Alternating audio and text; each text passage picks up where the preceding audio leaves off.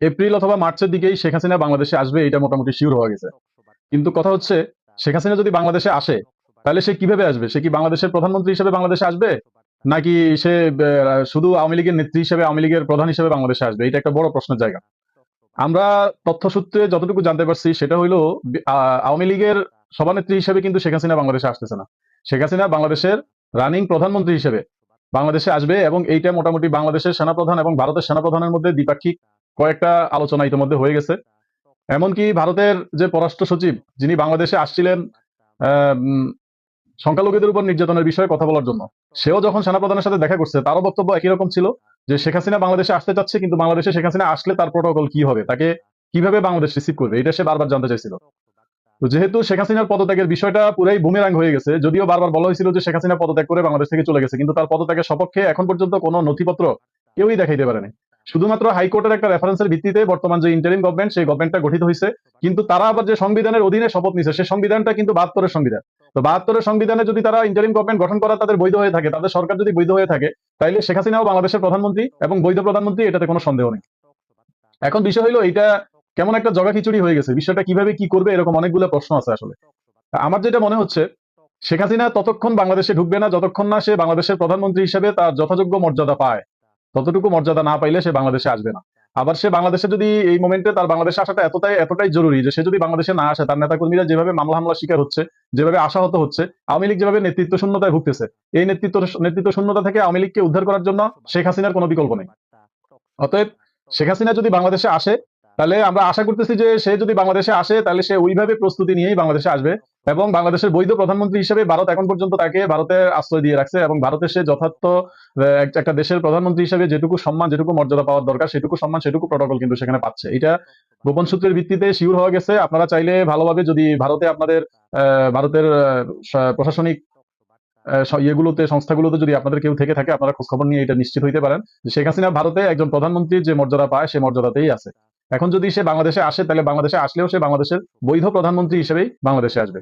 এইটা অনেকের জন্য গাত্রদাহের কারণ হয়ে যাইতে পারে, অনেকে মনে করতে পারেন যে আমি আবল তাবল বলতেছি। আপনারা এটা সত্যতাটা খুব তাড়াতাড়ি পেয়ে যাবেন, কারণ এটা এখন শুধু ঘোষণা বাকি যে শেখ হাসিনা বাংলাদেশে আসতেছে। এবং এইটা যে বাংলাদেশের সরকার যে তার বিরুদ্ধে গ্রেপ্তারি পরোয়ানা জারি করছে, এইটাতে কিন্তু এইটার জন্য যে তাকে কোনোভাবে কিছু করতে পারবে, ব্যাপারটা কিন্তু এমন না। এটা এখন পর্যন্ত এইটুকু নিশ্চিত যে শেখ হাসিনা বাংলাদেশে আসবে এবং তার যথার্থ নিরাপত্তা নিশ্চিত করেই সে বাংলাদেশে আসবে। এইটা যদি সত্যি সত্যি ঘটেই যায়, এরকম ঘটনা যদি সত্যি সত্যি ঘটেই যায়, তাইলে কয়েকটা প্রবলেম তৈরি হবে এই দেশে। প্রথম কথা হচ্ছে, শেখ হাসিনা যদি দেশের প্রধানমন্ত্রী হয়, তাহলে বর্তমান যে ইউনূস সরকার, ইউনূস সরকারের রোলটা কি?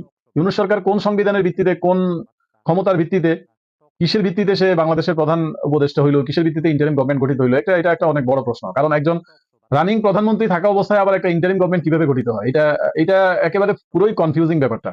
বিএনপি যে ছাত্রদের অনেক ডাকে সাড়া দেয় না, এর সবচেয়ে বড় কারণ হচ্ছে বিএনপি তো জিনিসগুলা বুঝে। কারণ এই সংবিধানটা তো আর আওয়ামী লীগের রচিত না, এই সংবিধানটা সর্বদলীয় সংবিধান। তো সর্বদলীয় দলীয় সংবিধানটা যখন রচিত হয়, তখন কিন্তু সব দলের মতামতের ভিত্তিতেই সংবিধানটা লেখা হয়েছিল। এখন 72-এর সংবিধান যারা ছুড়ে ফেলে দিয়ে নতুন সংবিধানের কথা বলতেছেন, তারা যেহেতু 72-এর মুক্তি, 72-এর সংবিধানের কাঠামোটা জানেন না, 72-এর সংবিধান কোন প্রেক্ষাপটে তৈরি হয়েছে, কাদের মতামতের ভিত্তিতে, কারা ওইখানে, কাদের ইনভলভমেন্ট ছিল, এই ইনফরমেশন গুলো যেহেতু তারা জানেন না, সুতরাং তাদের এই দাবিটাও বুমেরাং হয়ে যাবে, এটা বলা যায় নিশ্চিতভাবে।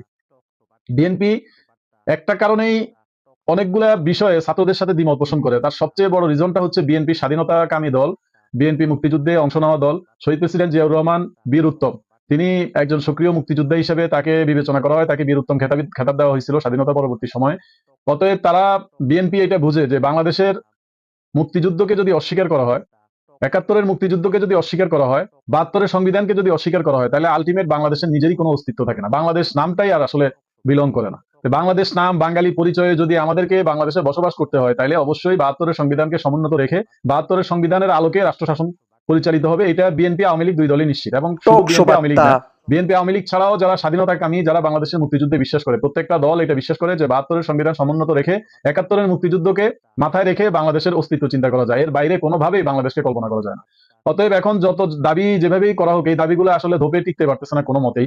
আইন আদালত যাই বলেন, যেখানেই যাবেন, যেই প্রাসঙ্গিকতায় আসবেন, সেখানেই আসলে 72-এর সংবিধানটা কথাই আসবে। আর 72-এর সংবিধান অস্বীকার করলে আসলে বর্তমান যে সরকার আছে তারা অবৈধ হয়ে যায়।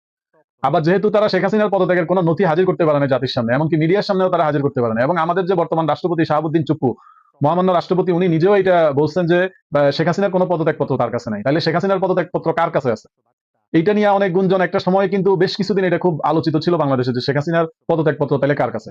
শেখ হাসিনা তো আসলে পদত্যাগই করেন নাই, এটা শেখ হাসিনা বারবার এটা বলছেন যে উনি পদত্যাগই করে যান নাই বাংলাদেশ থেকে। তো অতএব উনি তো 72-এর সংবিধান অনুযায়ী, বাংলাদেশের বর্তমান সংবিধান অনুযায়ী উনি বাংলাদেশের রানিং প্রধানমন্ত্রী থাকা অবস্থায় আবার ইন্টারিম গভর্নমেন্ট একটা কিভাবে তৈরি হয়, এটা একটা জগা খিচুড়ির মতো যদিও হয়ে যায়, তারপরেও তাদের যে বক্তব্য, তারা হাইকোর্টের নির্দেশনা মতে ইন্টারিম গভর্নমেন্টটা গঠন করছে। এখন বিষয় হলো যদি শেখ হাসিনা বাংলাদেশে কামব্যাক করে, বাংলাদেশে যদি শেখ হাসিনা ফিরে আসে, তাহলে শেখ হাসিনা তো যেহেতু পদত্যাগ করে সে যায় নাই, তাহলে সে তো বাংলাদেশের বৈধ প্রধানমন্ত্রী। অতএব একজন বৈধ প্রধানমন্ত্রী যে টক শো প্রটোকল গুলা বার্তা, পায়, আমার তো সংবাদ মনে হচ্ছে যে সব শেখ হাসিনা সময়। বাংলাদেশে আসলে তাকে এই প্রটোকল গুলা দিতে বর্তমান যে সেনাবাহিনীর শাসিত, সেনাবাহিনী সমর্থিত যে ইন্টারিম গভর্নমেন্ট, ছাত্রদের সরকার, তারা বাধ্য হবে। এবং শেখ হাসিনা তার নিরাপত্তা নিশ্চিত না করে অবশ্যই বাংলাদেশে আসবে না। তো বাংলাদেশে যদি সে আসে, এরকম একটা ঘোষণা যদি ফেব্রুয়ারি মার্চের দিকে এরকম একটা ঘোষণা যদি হয়ে যায় যে শেখ হাসিনা প্রকাশ্যে যদি ডেড লাইন দিয়ে দেয় যে অমুক তারিখে উনি বাংলাদেশে আসবে, তখন দেখবেন যে একটা একটা বিরাট একটা হিজিবিজি লেগে যাবে দেশে। কারণ আওয়ামী লীগের, শেখ হাসিনা বাংলাদেশে আসার আগে অবশ্যই আওয়ামী লীগের যে পলাতক নেতা কর্মী যারা যেখানে পালায় আছে, দেশের বাইরে যায় যারা অবস্থান করতেছে, গাদাকা যারা যেখানেই দিছে, সবাই কিন্তু দেশে ফিরে আসবে। অতএব এইটা একটা মেচাকার হয়ে যাইতে পারে যদি তাদেরকে কোন রকম বাধা দেওয়ার চেষ্টা করা হয়, অথবা এখানে একটা ভয়াবহ যুদ্ধ বিধ্বংসী অবস্থা ঘটে যাইতে পারে, একটা গৃহযুদ্ধের দিকে চলে যাইতে পারে বাংলাদেশ, যদি শেখ হাসিনাকে প্রতিরোধের চেষ্টা করা হয়। আমি আশা করি যে আমাদের আম, আবেগ দিয়ে আসলে অনেক কিছুই বলা যায়, কিন্তু যেহেতু শেখ হাসিনাকে পদত্যাগ করানো হয় নাই বা তিনি আনুষ্ঠানিকভাবে পদত্যাগ করেন নাই, অতএব একটা নির্বাচিত সরকার প্রধান হিসেবে উনি দেশের প্রধানমন্ত্রী হিসেবে বাংলাদেশে আসবেন। টক শো এবং এইটা বার্তা, প্রতিরোধ করার সংবাদ সক্ষমতা আমার সব মনে হয় যে সময়। বর্তমান ইন্টারিম গভর্নমেন্টের নাই। অতএব শেখ হাসিনা বাংলাদেশে আসলে দেশের বৈধ প্রধানমন্ত্রী হিসেবে আসবেন, এতে কোনো সন্দেহ নাই। তিনি যদিও আওয়ামী লীগের সভাপতি হিসেবে দায়িত্ব পালন করতেছেন এখন পর্যন্ত, যেহেতু নতুন কাউকে নিয়োগ করা হয়নি, অতএব উনি আওয়ামী লীগের প্রধানমন্ত্রী, আওয়ামী লীগের সভাপতি, এবং উনি বাংলাদেশের বৈধ প্রধানমন্ত্রী। যেহেতু একটা নির্বাচন হয়েছে, একটা সেটা যেরকমই হইতে পারে, সেটা সেই নির্বাচন আপনারা